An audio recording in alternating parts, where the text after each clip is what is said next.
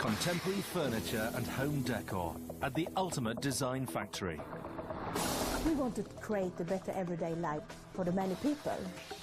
State-of-the-art production all over the world. We're always encouraged to try new ideas and see if they work. And a global distribution network. All to create the world's largest furniture retailer. When we're thinking IKEA, we're thinking about the entire world. We are thinking globally. To match global demand with state-of-the-art manufacturing takes a mega factory.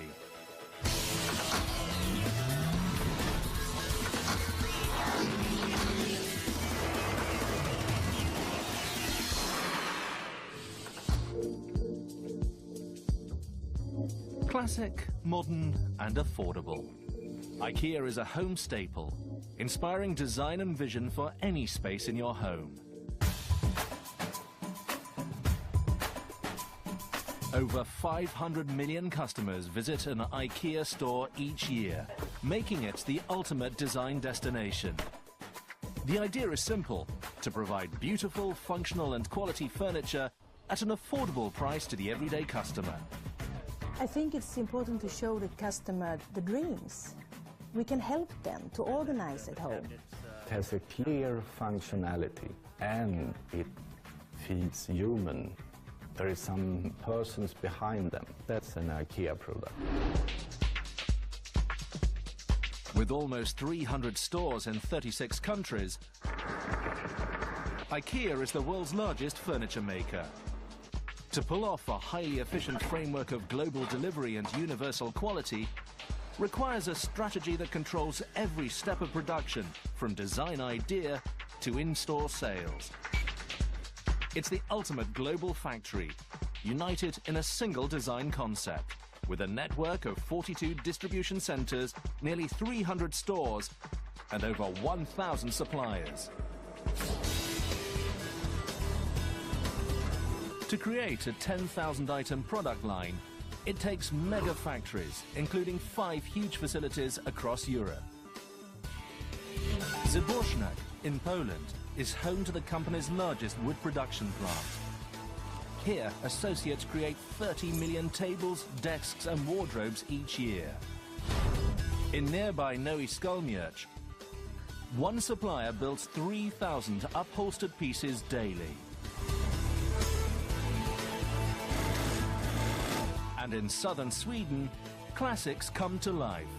Älmhult is the company's birthplace and product development headquarters. Here, the prototype for every product is born, and a state-of-the-art facility produces kitchen cabinetry. In nearby Shuttlestock, Jyllandsvarns Möbler manufactures the company's signature bookcase. But it all starts in Hultsfred, Sweden, at the state-of-the-art, fully automated particle board mill. The process begins when large rolling wheels pull spruce trees harvested from local sustainable forests into a massive chipper. Here, rotating blades smash the timber into wood chips. The next ingredient is powdery pine sawdust. Made up of fine wood particles, Hultsfred receives 125,000 loose cubic meters of sawdust every day. Next up is the mega dryer. Inside this rotating drum, over 40,000 kilograms of sawdust and wood chips rotate every hour at a scorching 450 degrees Celsius, sucking out the moisture. Once the wood particles are dry, shaker machines separate unwanted, thin, flaky wood chips from the mixture. This ensures a strong quality particle board.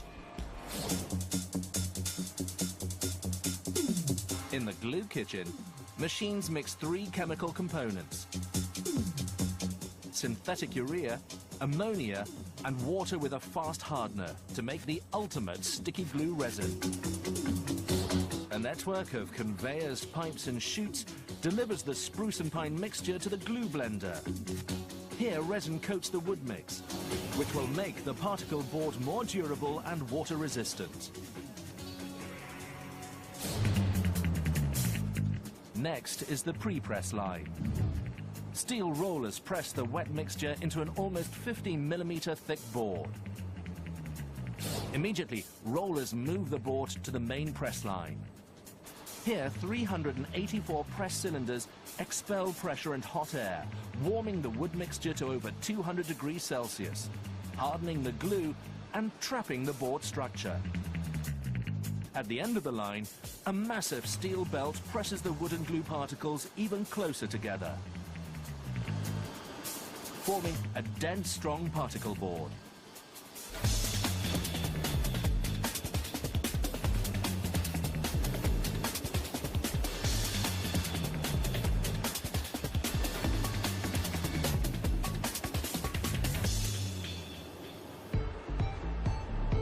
Next, the wood sheets whiz into an enormous Ferris wheel contraption, known at Hultsfred as the cooling wheels.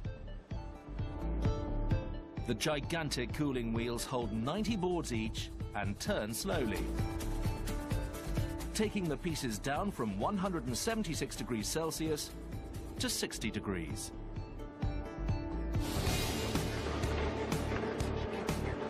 The pieces now look like the ultimate particle board. Dense and strong, but lightweight. The boards are shipped out to a dozen suppliers in Scandinavia and will become the backbone for a multitude of IKEA products. Like this bookcase, a bestseller.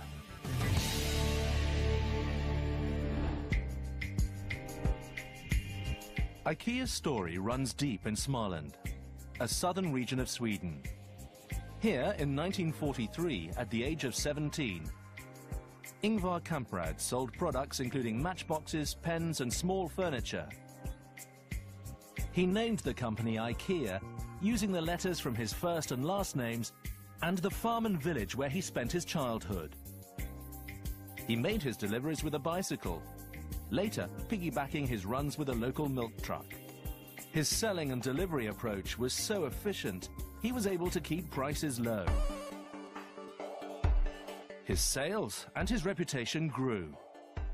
In 1958, he opened a store of over 6,000 square meters, filled with showrooms and home furnishings. People flocked in droves from all over Sweden on the opening day. IKEA Älmhult was born. Although almost 300 stores exist worldwide, today people from all over the world come here, to where it all started, Älmhult. They want to see the first store, and they are standing here a lot of hours. Sometimes when I go open the door, I say hello to one customer, and it's the same customer I say hello when I close the door in the evening. They're spending a lot of hours here.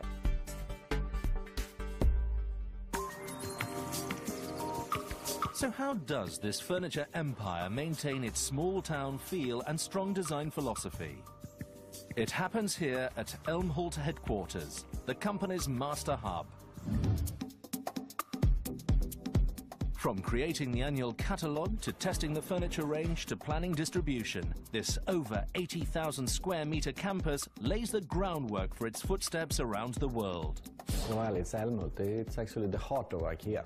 This is where we do the range, and actually the range is our identity. And all products that we design and develop, all that teamwork that is done here and decided here in Älmhult.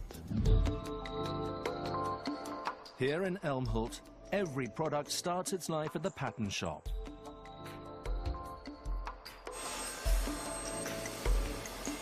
Fourteen product technicians test the boundaries and parameters of a designer's vision.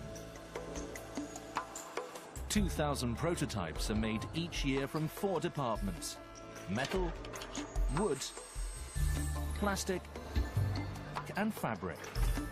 This is the birthday product, you can say.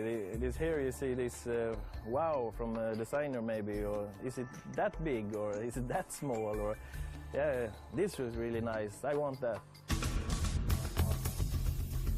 Some products take up to 2 years to develop. Before it hits the store, the item needs to reach the company's main design goals: affordability, sustainability, good design, and fantastic function. Over in the plastic department, Johan Carlson works with a technique called rapid prototyping. A three-dimensional plastic printer builds up a plastic piece layer by layer directly from a 3D drawing. Today, Johan plans to make cutlery prototypes: 2 forks, 2 spoons and a knife. This is the table of the machine you see on the screen here. The fork and knives will be placed exactly like this. Johan punches in the 3D file. The plastic printer deposits hot liquid plastic layers, 16 microns thin. As the plastic touches the flat surface, it cools and hardens instantly under the ultraviolet light. The process repeats itself around 1,000 times until an exact replica of the part emerges. Next, Johan takes the cutlery pieces into a power washer. He sprays off the support material that holds the shape of the design. Here we have the finished prototype, all in plastic, and the support material has come off. The product developer, designer or technician will come down and get it, and then they will take a decision if it's good or bad. If it feels good in the hand, the size and shape of it, how it feels to eat with. Designers strive to make all furniture durable, functional, and timeless. But one staple has become a design classic and an international bestseller for over 30 years.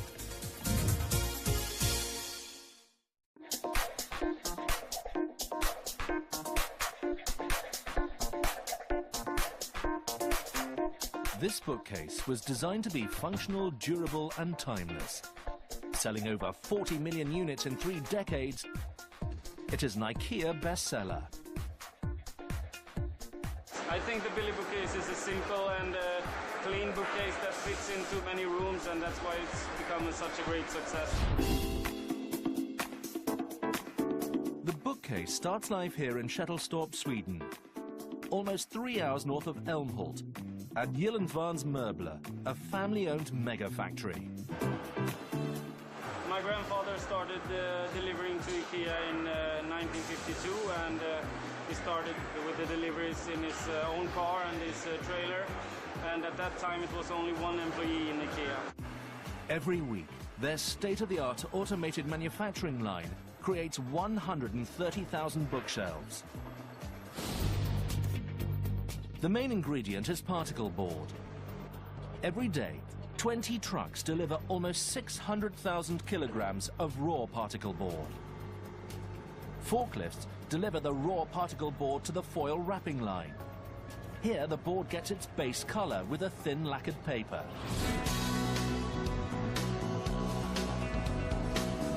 To make the color stick, the boards need to enter an oven and heat up to at least 23 degrees Celsius. Tobias Freeberg takes the board's temperature with a computer.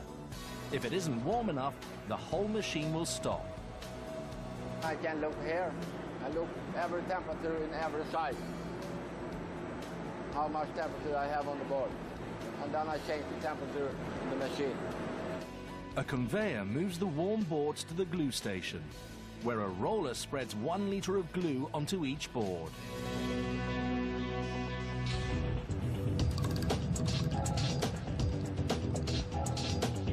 The boards are now ready for some color.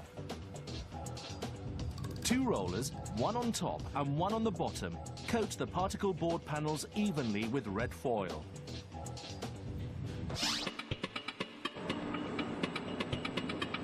With the bookcase's signature red look in place, an automatic transport wagon moves 50 panels at a time to the second station on the production floor, a 150-meter-long cutting line.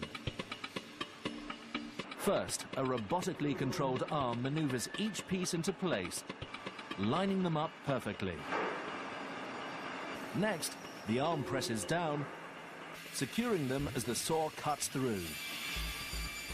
To create the bookcase's side panels, a saw divides the board lengthwise into 5 pieces.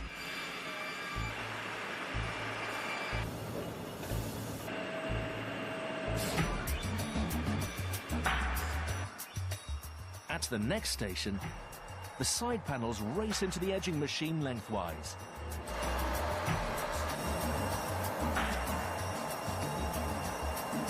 Hot glue spreads, and a motorized spinner applies the tape with precision. Now, at the final cutting station, a robotic saw cuts the 5 boards in half, creating 10 side panels for the bookcase.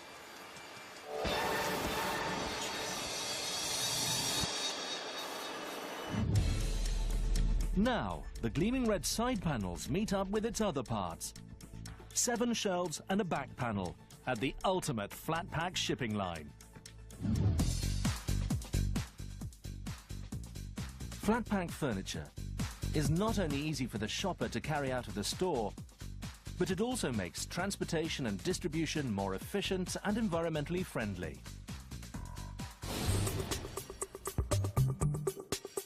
In 1956, an IKEA employee had trouble loading a table in a car boot for delivery. The solution was to take off the legs and make the parts pack flat. Today, designers think about creating a flat pack just as much as the product's design. It's a challenge. One of our designers once said, yeah, the big difference to be a designer at IKEA is that it's not enough that the products look good and has a good function. It should also be possible to get into a brown box. The bookcase flat pack is put together in 8 layers on a state-of-the-art packing line. All the action starts at the first station. In seconds, the machine makes 8 quick and easy folds, creating the base of the flat pack.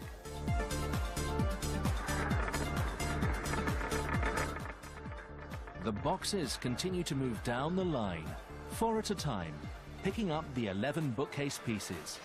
Each piece makes a protective layer, stacking like a perfect puzzle. Now the fully completed flat pack moves on towards 2 separate lines for a top fold and a heavy glue seal.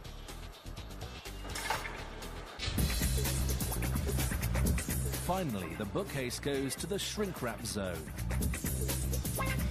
Protective shrink wrap winds around a pallet of 18 boxes, preparing it for life on the road.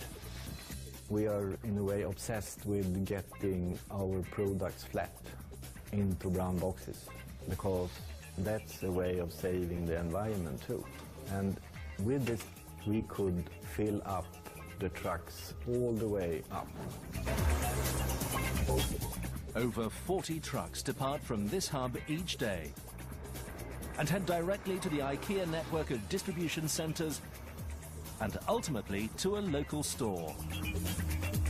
Locked and loaded inside a functional 36-kilogram flat pack, almost any consumer can carry one of these bookcases out of the store straight into their home.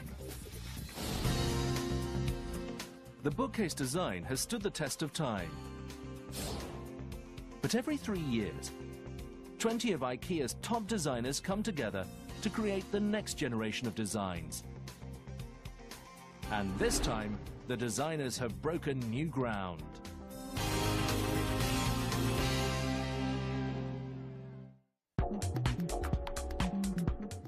IKEA's PS collection is cutting-edge, future-forward furniture, designed by 20 of the company's top designers. It's a design collaboration that happens once every 3 years. The idea of PS is actually the postscriptum on a letter, the latest edition, the cutting edge, the last information which you want to give to the customers. And that's also the way we are thinking. It's something additional. The PS Selma is a true conversation piece. Made out of a steel frame back and seat, solid oak bottom with burlap ties, a real leather seat cover and 4 patent cushions, It is a chair that you can read. Each cushion tells a different story of Swedish history. They created a chair that has the shape of a book, so you can actually flip the pages of the chair as you do with a book. But doing that, you can also change your comfort, and you can also change the expression of the chair. So if you're tired of one of the prints, you can flick to another page, and then you have a completely new print in your living room. The chair is built by skilled teams in Nowy Skalmierz, a small village in western Poland.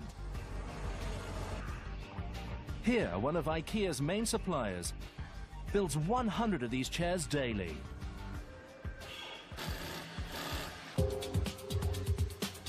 The first stop is the 1,800 square meter fabric production area. Here, fabricators lay the patterns onto the material, then hand cut every piece, including the leather parts for the seat cover and the pattern pieces for the chair's 4 cushions. Next, on the sew line, Andrzej Bednarski assembles the leather back of the chair.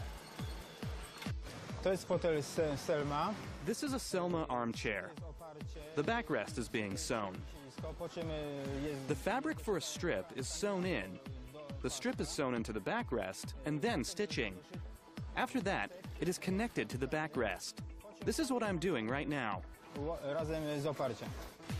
Minutes later, Andrzej transforms the cut-out pattern pieces into a reading book. This is a pillow for Selma. It consists of 2 parts. Then an insert is sewn in. The insert is backstitched all around. Then the pillow is sewn up. Its corners are sewn up. After that, it is now ready. It's a ready pillow, and it is sent to the packing department. Next, a fabricator fills the cushions with foam and pairs them up with the leather cover. Now the upholstery is ready to meet the chair's main architecture at the packing line. First, packing line operators assemble the chair's steel back and seat, and the solid oak seat bottom with burlap supports. To complete the job, an operator puts all the pieces into a flat pack, including a self-assembly manual and the product's barcode sticker. Now the chair is ready for distribution.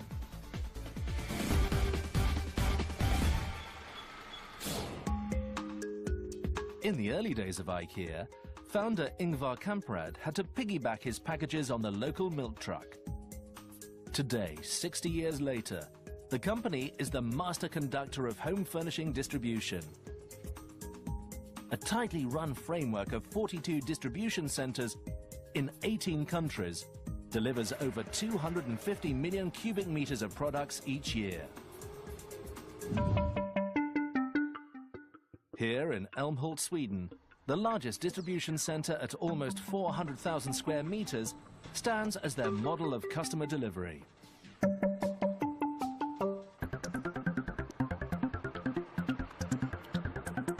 Every day, 8,000 product pallets come into this center.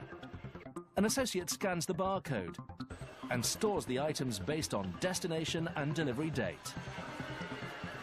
This label with this barcode is the identity for the pallet.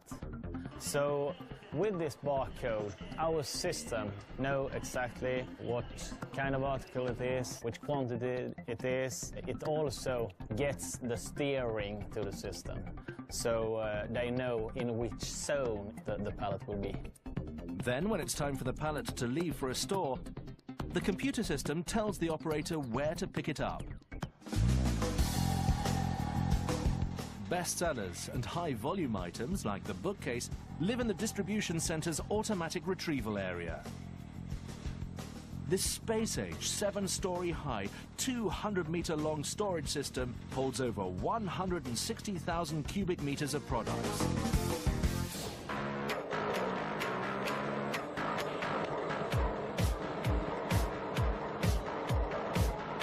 When a work order comes in, the computer signals for the product, and the automatic crane brings it to the front loading area, using a 300-meter-long conveyor system.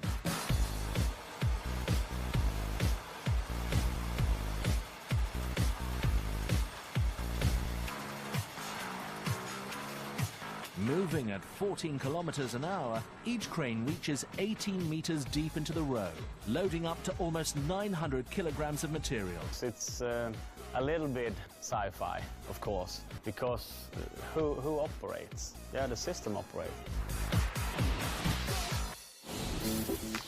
Automation saves time and money. But to create a long-standing living room centerpiece, it takes hands-on fabrication.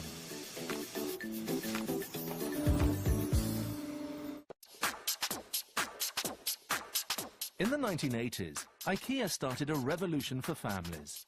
A durable, affordable sofa that helped eliminate stains. The Clip-An had a cover that was completely removable and machine washable.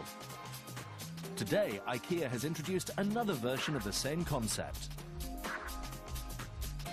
It could fit people that have a very modern home but also have a very traditional home. The plush sofa's life begins here in Noe Skalmierch at Com40, the manufacturer of the PS Selma chair. A team of over 700 fabric specialists assembles 900 of these sofas every day. It all begins with a strong sofa framework made out of particle board, fiber board and solid wood. The exact formula is top secret. Welcome. This is a frame for the model Ektorp sofa. It is a very important element of the sofa. We make it in a department that I cannot show you because it's very specific to our process, and then I would be sharing company secrets. But let's go to the next step in the process. Here at the Soft Sofa Line's 4 stations, 8 operators form the foundation of 4 different sofa styles. The 2-seater, the 3-seater, the chaise longue, and the modular sofa corner. Today, Remigius Jendrik and his partner work in tandem building a 3-seat sofa.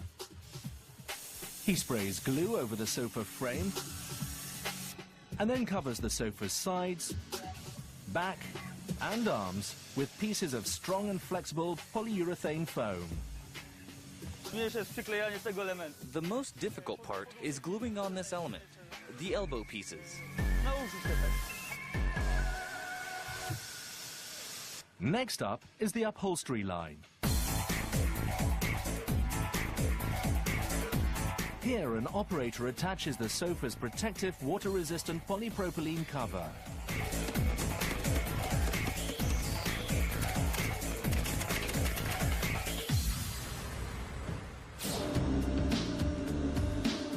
Now for the soft stuff. The sofa's comfy and durable cushions. 2 different cushion fill lines make the back and seat cushions. The filling of the backside cushions comes together inside this 9,000 kilogram stuffing machine. A conveyor loads 1 bale at a time. That's enough material to make 500 cushions. Inside, a filter separates the fiber into individual strands. The machine behind me allows us to comb fibers in the sofa filling. Each of these small fibers has a type of resistance that creates proper comfort in the pillows. The machine works in such a way that it can take the amount behind us and produce enough filling to make 500 back cushions. Now steel tubing moves the sofa stuffing to the washer. The powerful mixer softens, combines, and puffs the cushion material. Immediately, the stuffing blows out of the washer into the cushion fill line. Here, Renata Tobias assembles a backside cushion. She starts with the cushion's nylon case. I attach it here to this machine. I have a pedal which I press. I attach the ticking to the tube and I press. This is the way the pillows are filled. The weight of this pillow is 1.7 kilograms. The weight should be rather ideal, and I throw this pillow to the seamstress.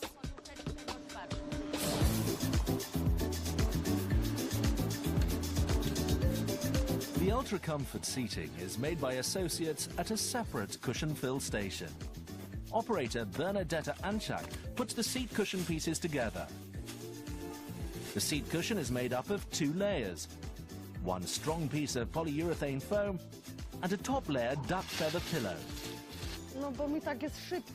The wrap is to get the foam in because if there is no plastic wrap, it's difficult to insert it, and then it would take longer. If there is plastic wrap, it's faster. Now I insert the foam, I pull over the plastic wrap, insert, I pull the plastic wrap out, and I zip the pillow up.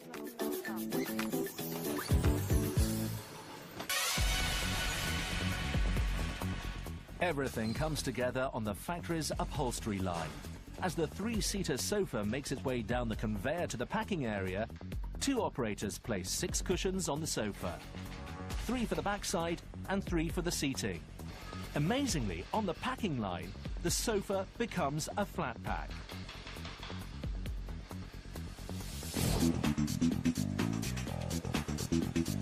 To protect the sofa on the road, it needs the ultimate shrink wrap. Behind me, there is a machine that packs sofas by clamping plastic wrap over the sofa. It's a very unique machine, the only one in the world to pack sofas this way. With the plastic wrap, the sofas look beautiful, are packed cubically, and can go to the store directly in an easier fashion.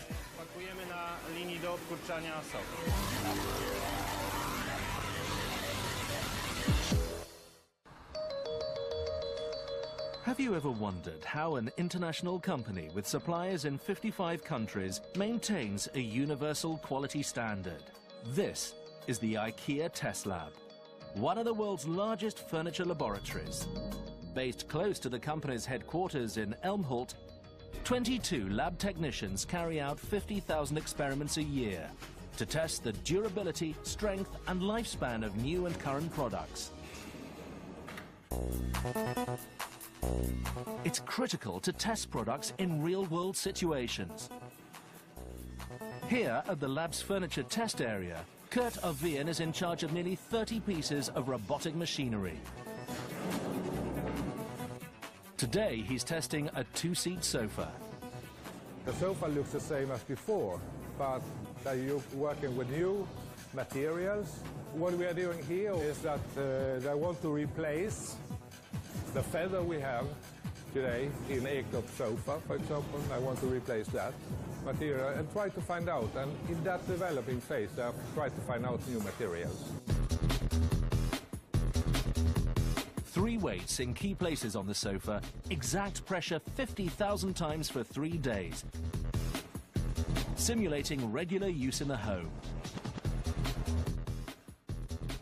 These contoured surfaces replicate the forward and backward movement of a person getting up and down on the sofa. What we are really testing here is the spring, the foam part and so on, that nothing will break and the foam don't collapse. In a normal use at home, you can expect that you have the same comfort in the sofa for a long time. Upstairs in the fire lab, Marie Vendel-Svensson, a test lab technician, gets ready to perform the filling test, investigating foam under fire. She wants to make sure the natural foam inside the sofas has a high resistance to fire. To start the fire, Marie uses a crib, a combustible wood piece that's ready for ignition.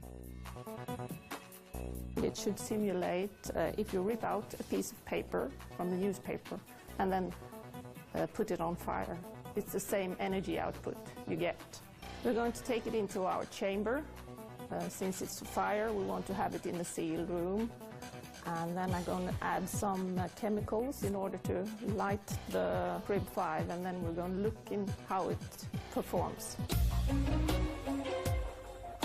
Marie monitors the flame, timing it and watching the spread. A scale underneath checks the weight of the seat as it burns.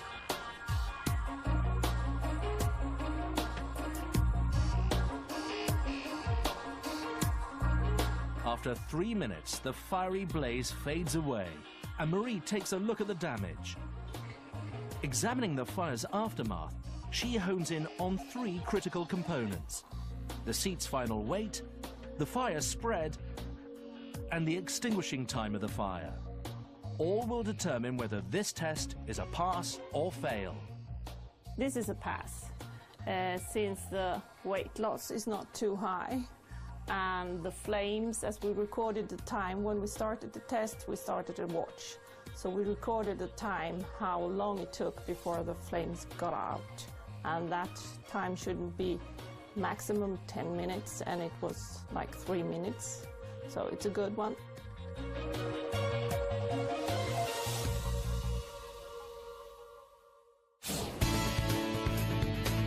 Designers use science and technology to ensure consumer safety. But sometimes design inspiration comes in the most unexpected places.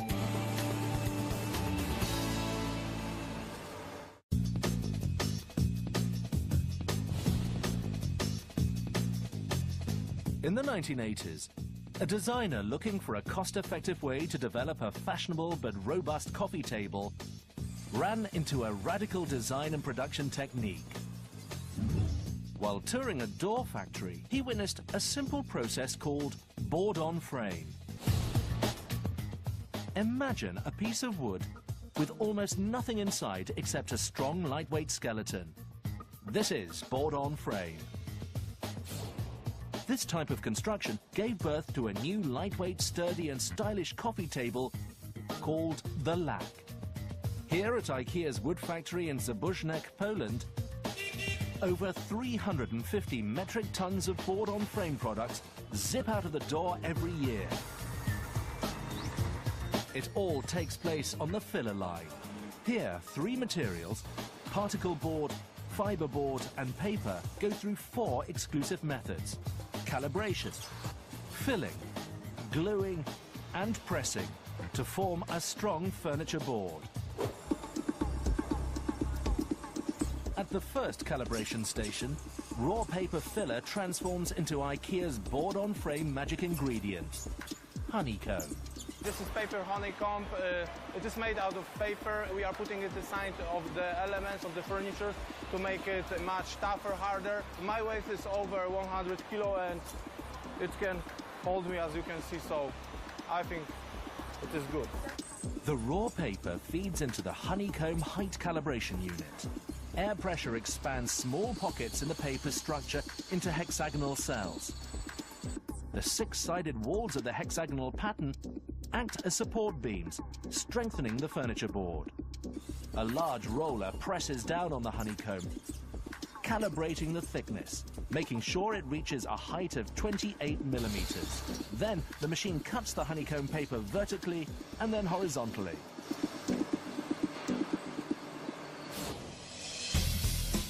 Immediately, the honeycomb pieces fall into the filler pit station. Here, operators pack the sturdy honeycomb layer into a strong fiberboard frame. Now the honeycomb-filled frames are ready for a particle board, top and bottom. Operators insert boards, 2 at a time, into the factory's glue machine.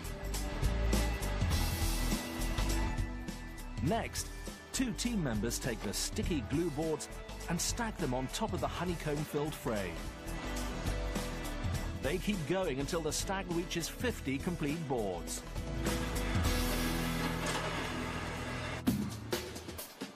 To complete the process, the boards encounter the cold press machine, a critical step for the board to reach its ultimate potential.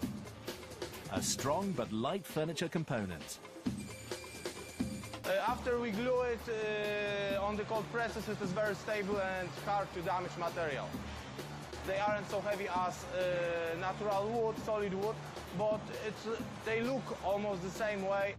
At last, this vital furniture piece, made using the board-on-frame technique, is ready to become the foundation for classics like the Lac coffee table.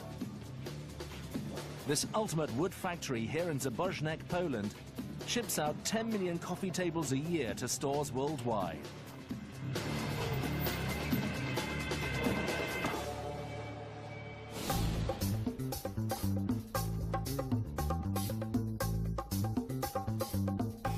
Most visitors to an IKEA store know what's critical to their shopping survival: food.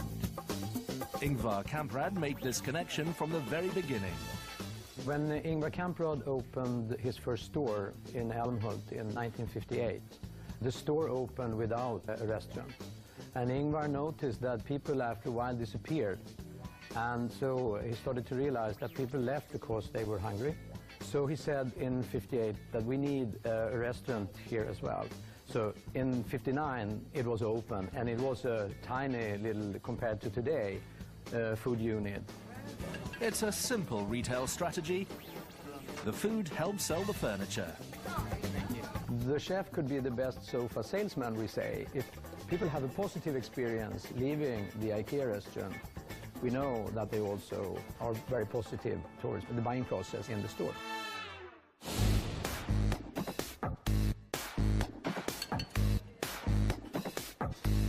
The best seller that we have in, I would say, all countries is the meatball dish. I think it's a flavor of a dish that attracts many people all over the world. It's a borderless dish, I would say.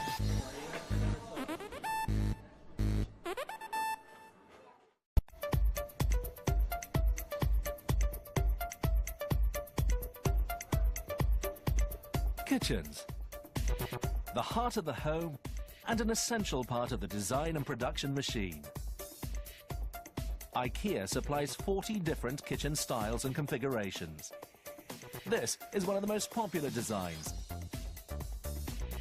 A modern cabinetry style made out of high-quality sturdy fiberboard with a high-gloss white finish. And it's made here in Älmhult, Sweden. This almost 36,000 square meter kitchen cabinet factory produces 40% of all the company's kitchen cabinets. It all starts on the ultraviolet line. Here, rollers apply micro-thin layers of paint and lacquer onto the back of cabinet pieces like these fiberboard doors. Under the UV lamps, ultraviolet radiation dries the doors in fractions of a second. Immediately, the cabinet pieces travel through the CNC routing line. High-powered cutting tools carve the square contoured cabinet face pattern.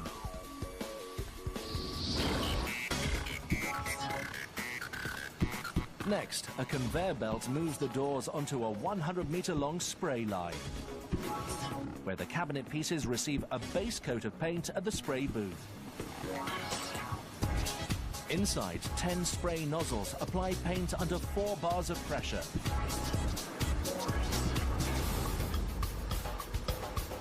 Now for some dry time. Stacked on movable pallets, the doors enter a massive drying chamber. It's a 25-minute journey. First, an oven heats the doors up to 60 degrees Celsius. Then, on the other side, reduces the temperature to 50 degrees. The bone-dry doors are ready for the high-gloss top coat.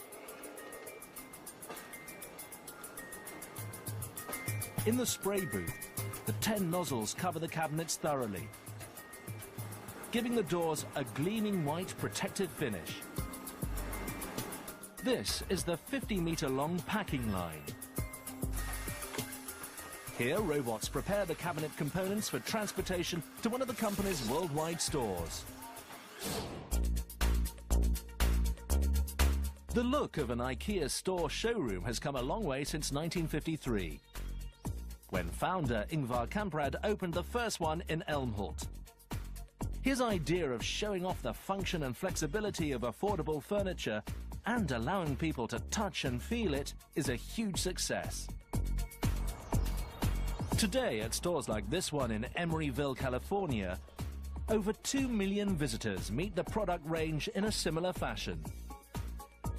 So I would characterize IKEA as definitely as a kick-the-tires kind of place where we want people to come in, we want them to try the product, to sit on the product, to kick the tires, if you will, and really feel comfortable and imagine how this would look in their own home. That's nice. I think this is a couch right here, right? Yeah. After the customers pick their product from the showroom floor, the last stop is the self-serve warehouse. There's no need for home delivery. So it's basically about self-choice. You have the option of transporting that product home yourself the same day that you buy it, and you also have the option of assembling that furniture yourself when you get it home. Here at the self-serve area, the product leaves the store's confines and starts life in your home. The product is ready for full assembly and ready to be put to the test. In the home, the product nears completion. How it assembles, functions and performs is the result of the company's design, production and distribution structure. Our vision is not only good form or design and good function, but also low price. And that's how we deliver on the better everyday life for the many.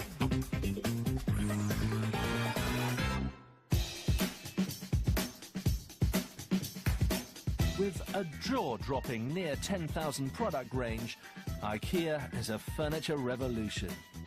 From classic bookcases, to functional sofas, to the modern PS Selma chair,